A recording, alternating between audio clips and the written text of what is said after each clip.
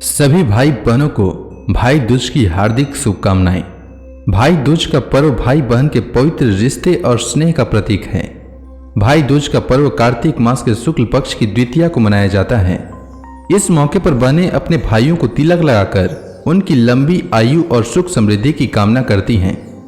वहीं भाई सगुन के रूप में बहन को उपहार भेंट करते हैं। भाई दूज के दिन भाई दूज की कथा का श्रवण अवश्य करना चाहिए। इससे भाई और बहन दोनों के जीवन में आने वाली बाधाओं का नाश होता है। अब आइए सुनते हैं भैया दूज की कहानी। प्राचीन समय की बात है। एक गांव में एक बहुत ही बुजुर्ग महिला रहती थी। उसका एक बेटा था और उसकी एक बेटी भी थी। बुजुर्ग महिला ने अपनी बेटी की शादी करा दी थी। एक दिन जब भाई दूज का त्योहार आया, तभी उस बुजुर्ग महिला के बेटे ने कहा कि मां, मैं अपने बहन के घर टीका करवाने के लिए जा रहा हूं। जिसके बाद उसकी मां ने कहा, बेटा, हम लोग बहुत गरीब लोग हैं, तुम टीका करवाने के बाद अपनी बहन को क्या दोगे? लेकिन उस बुजुर्ग महिला के बेटे ने जिद करके अपने बहन के घर जाने के लिए अपनी मां को मना लिया। फिर वह भाई अपनी मां की आज्ञा लेकर अपनी बहन के घर निकल पड़ा। जैसे ही वह थोड़ी दूर पहुंचा, तब उसको एक बहुत ही गहरी नदी मिली। वह उसे कहने लगी कि मैं तुम्हें अपने पानी में डुबोकर मार दूंगी, क्योंकि मैं तुम्हारा काल हूं। जिसके बाद वह भाई उस नदी से कहता है कि तुम मुझे थोड़ी समय दे दो, मैं अपनी बहन के घर टीका करवाने जा रहा हूं। जब मैं वहां से वापस आऊंगा तब तुम मुझे मार देना। जिसके बाद वह नदी भाई को आगे जाने के लिए रास्ता देती है। फिर वह भाई आगे की ओर चल देता है। थोड़ी देर पहुंचने के बाद उसको एक शेर मिलता है जो कहता है, मैं तुम्हें खा जाऊंगा। इसके बाद वह भाई शेर से कहता है कि अभी नहीं, मैं अभी अपने बहन के पास टीका करवाने जा रहा हूं। जब मैं लौट कर आऊंगा तब तुम मुझे खा लेना। फिर वह शेर भी उस भाई को आगे जाने के लिए रास्ता देता है। जब वह भाई आगे की ओर बढ़ने लगता है, तो कुछ दूर पहुंचने पर उसको एक सांप मिलता है। वह भी भाई से कहता है कि मैं तुम्हें मार दूंगा, क्योंकि मैं तुम्हारा काल हूं। तब उस भाई उस सांप से कहता है कि मैं अभी अपने बहन से टीका करवाने जा रहा हूं। जब मैं लौट कर आऊंगा तब तुम मुझे मार देना। वह सांप भी उस भाई को आगे जाने के लिए रास्ता दे देता है। वह भाई आगे की ओर चला जाता है और थोड़ी ही देर में भाई अपनी बहन के घर पहुंच जाता है। जब वह अपनी बहन के घर पहुंचता है तो घर के बाहर से आवाज लगाता है, लेकिन घर के अंदर उसकी बहन सूत काट रही होती है। सूत काटते वक्त उसका धागा टूट जाता है और वहां के लोगों की यह मान्यता थी कि अगर सूत काटते वक्त अगर धागा टूट जाए तो बाहर कोई भी बुला रहा हो और वह बिना आवाज करे और बिना धागा को जोड़े चली जाए तो वह व्यक्ति मर जाएगा। वह बिना आवाज किए धागा जोड़ने लगती है, लेकिन जब भाई के आवाज लगाने पर भी उसकी बहन नहीं आती है तो वह वहां से जाने लगता है। तभी उसकी बहन उस धागे को जोड़कर तुरंत ही अपने भाई के पास जाकर उसको रोकती है और उसको अपने घर ले जाती है। वह बहन अपने पड़ोसी में रहने वाली महिला के पास जाती है और उससे पूछती है कि भाई दूज के दिन क्या बनाया जाता है। तब वह महिला उसको बताती है कि तुम तेल से अपने चूल्हे को लीपो और घी में चावल पकाओ। वह बहन घर जाकर पड़ोस के द्वारा बताई हुई चीजों को करने लगती है और तभी उसका भाई उससे कहता है कि बहन, मुझे बहुत जोर की भूख लगी है। लेकिन उसकी बहन पड़ोस की महिला की बातों में आकर काम कर रही होती है। जब उसका भाई रसोई में जाकर देखता है तो वह अपनी बहन से कहता है कि तुम बहुत भोली हो, जिसके कारण तुमको लोग पागल बना देते हैं। तुमने कभी घी में चावल पकते हुए देखा है और तेल में कभी चूल्हे को लिपा जाता है, ऐसा कभी देखा है?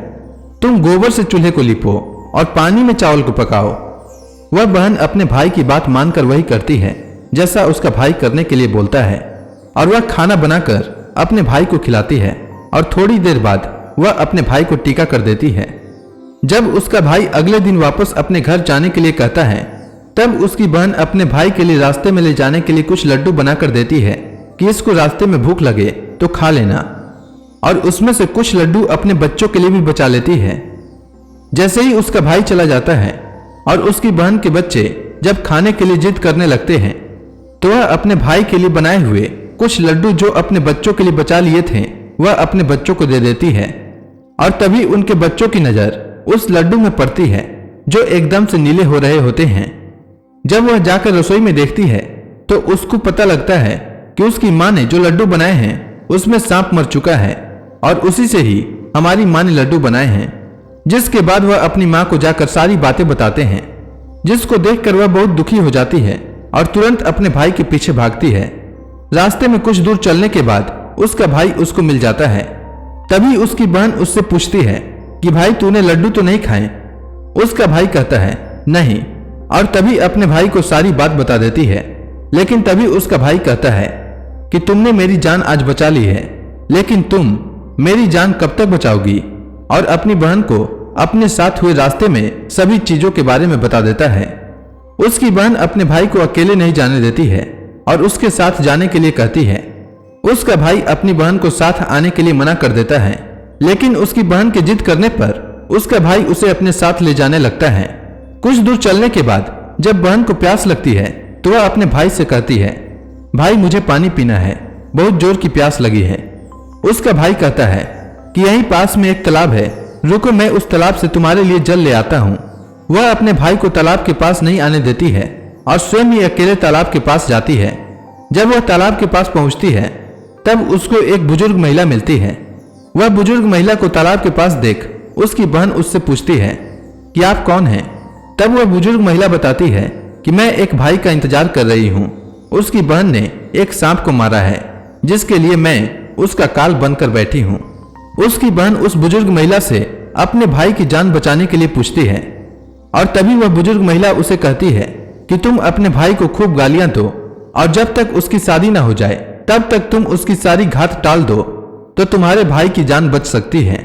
वह बहन तुरंत वापस जाकर अपने घर से एक मांस का टुकड़ा और एक चुन्नी और एक कटोरी में थोड़ा सा दूध लेकर अपने भाई के पास आती है और उससे कहती है चलो।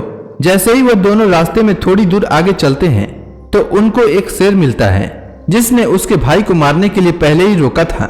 जैसे ही वह शेर उसके भाई को मारने के लिए आगे बढ़ता है तब उसकी बहन शेर को एक मांस का टुकड़ा खाने के लिए दे देती है, जिससे शेर उस मांस के टुकड़े को खाने लगता है और वहां से दोनों लोग आगे चल देते हैं। आगे पहुंचकर जब थोड़ी दूर पर वही सांप मिलता है तो वह सांप को अपने साथ लाई हुई एक कटोरी में दूध को सांप के आगे रख देती है, जिससे सांप वह दूध पीने लगता है और वह लोग आगे की ओर चले जाते हैं।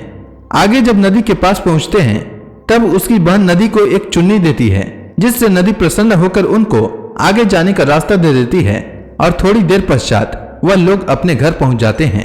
घर पहुंचकर उनकी माँ अपने दोनों बच्चों को देखकर बहुत खुश हो जाती है, लेकिन उसकी बहन अपने भाई को गालियां देना शुरू कर देती है।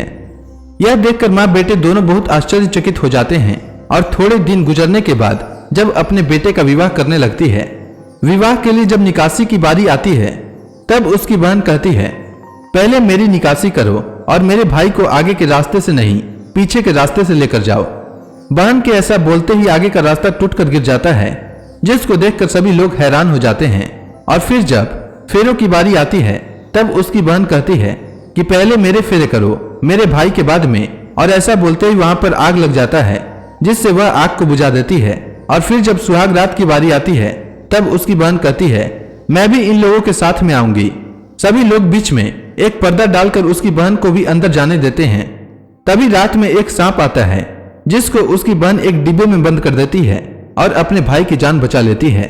और सुबह होते ही वह सभी को सच बता देती है कि वह ऐसा क्यों कर रही है, जिससे सभी उसकी बहन की प्रशंसा करने लगते हैं और उसका भाई भी अपनी बहन से बहुत खुश हो जाता है। और तब उसकी बहन वापस अपने घर चली जाती है। तो इस प्रकार बहन अपने भाई की रक्षा करती है। आइए सुनते हैं भाई दूज की पौराणिक कथा। सूर्य की पत्नी संज्ञा से 2 संतानें थी, पुत्र यमराज और पुत्री यमुना।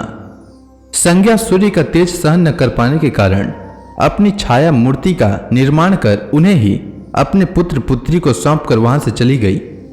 छाया को यम और यमुना से अत्यधिक लगाव तो नहीं था, किंतु यमुना अपने भाई यमराज से बड़ा स्नेह करती थी।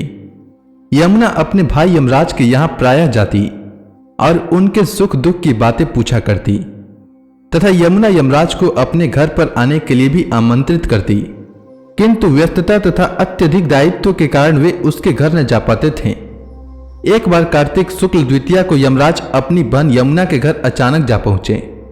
बहन के घर जाते समय यमराज ने नरक में निवास करने वाले जीवों को मुक्त कर दिया। बहन यमुना ने अपने सहोदर भाई का बड़ा आदर सत्कार किया, विविध व्यंजन बनाकर उन्हें भोजन कराया तथा उन्हें तिलक लगाया।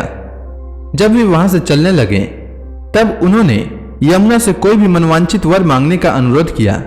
यमुना ने उनके आग्रह को देखकर कहा, भैया, यदि आप मुझे वर देना ही चाहते हैं तो यही वर दीजिए कि आज के दिन प्रतिवर्ष आप मेरे यहाँ आया करेंगे और मेरा आतिथ्य स्वीकार किया करेंगे। इसी प्रकार जो भाई अपने बहन के घर जाकर उसका आतिथ्य स्वीकार करे तथा इस दिन जो बहन अपने भाई को टीका करके भोजन खिलाए उसे आपका भय न रहे। इसी के साथ उन्होंने यह भी वरदान दिया कि यदि इस दिन भाई बहन यमुना नदी में डुबकी लगाएंगे तो वे यमराज के प्रकोप से बचे रहेंगे। यमुना की प्रार्थना को यमराज ने स्वीकार कर लिया। तभी से बहन भाई का यह त्योहार मनाया जाने लगा। उम्मीद है आपको भाई दूज की कहानी अच्छी लगी होगी।